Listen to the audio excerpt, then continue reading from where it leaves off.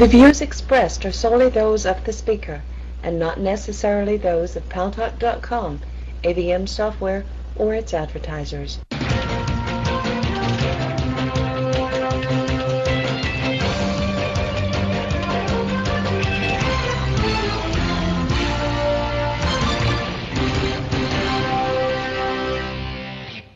News Talk is online. News Talk Online is a production of Paltalk.com, the largest multimedia interactive program on the internet, with more than 4 million unique users on demand on iTunes and on YouTube. And on my blog, GaryBaumgarten.com, where you're encouraged to post your comments, whether you agree with yours truly or not. And thanks to our good friends at CRN Digital Talk Radio, we're syndicated to an additional 12 million households. I am your host, Gary Baumgarten.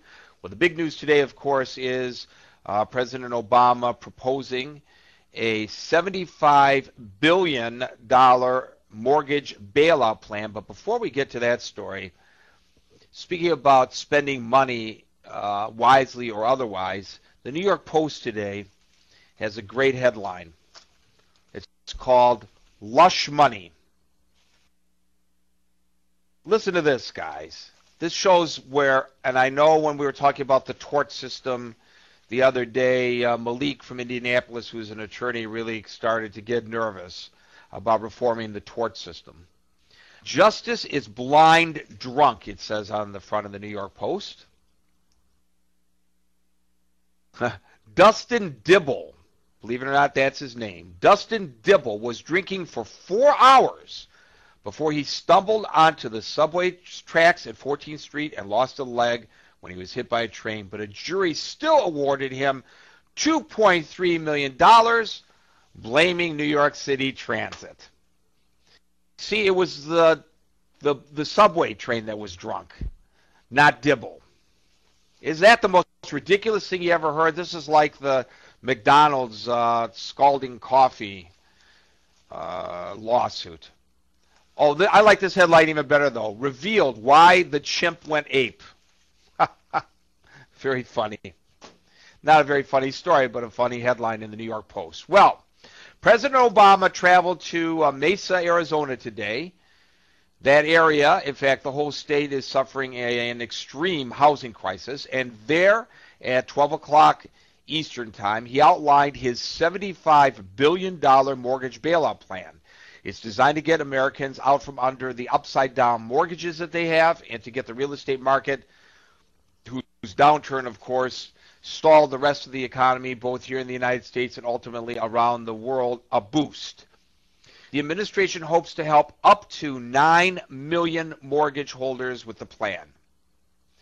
Obama said that the American dream is tested by a home mortgage crisis that not only threatens the stability of our economy, but also the stability of families and neighborhoods. Homeowners who are faced with an inability to pay their mortgages, the president says, are stuck because they can't sell their homes and downsize to one more affordable. You can't afford to leave and you can't afford to stay, he said, which of course is stating the obvious.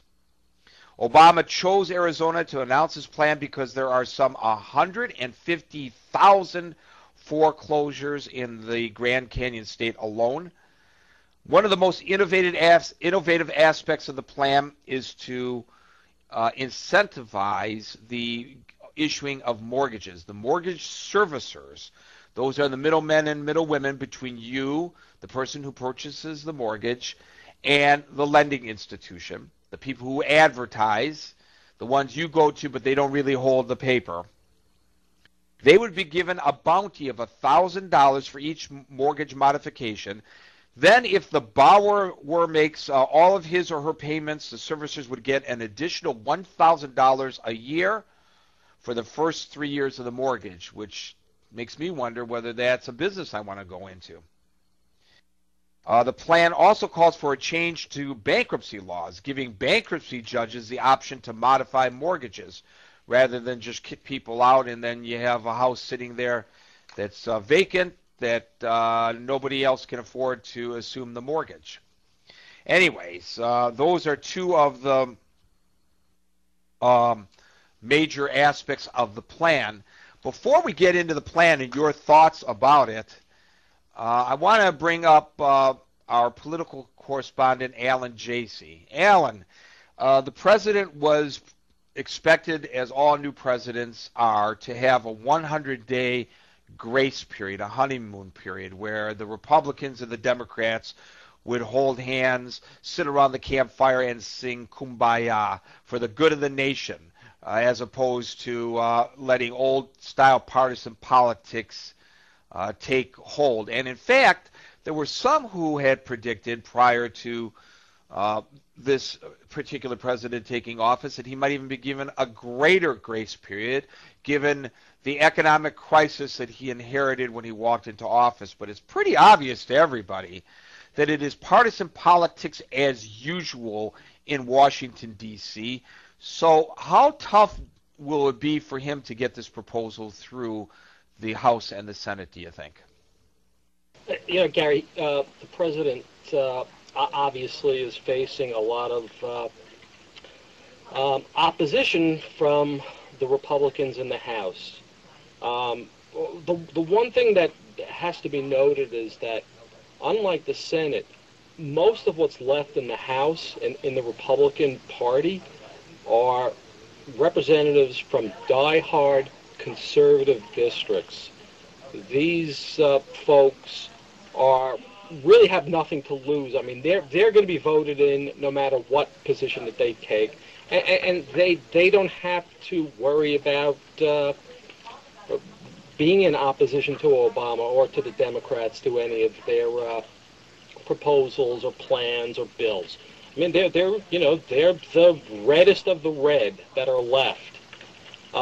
In the Senate, it's a little bit trickier, which is why you saw on the bailout bill last week, you saw Arlen Specter, a more liberal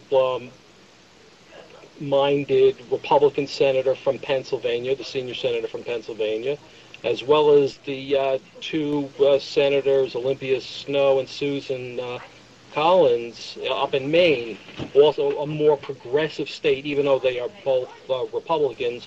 They still have to play to their constituency, and they also felt that it was a better, it was a better bill than anything that the Republicans in the House or the Senate were coming up with.